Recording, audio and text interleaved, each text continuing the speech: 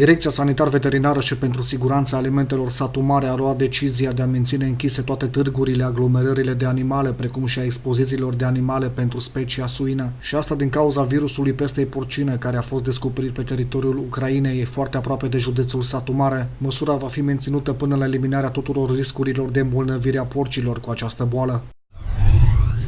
Primăria municipiului, care anunță că luni, 11 iulie 2016, începe distribuirea produselor alimentare în cadrul programului POAD 2015-2016. Sediul depozitului este pe strada Vasile Lucaciu numărul 15. Produsele alimentare pot fi preluate de luni până vineri între orele 9 și 14, informează Primăria Carei. Astfel, printre produse se numără zahăr, făină, ulei, fasole sau făină de mălai.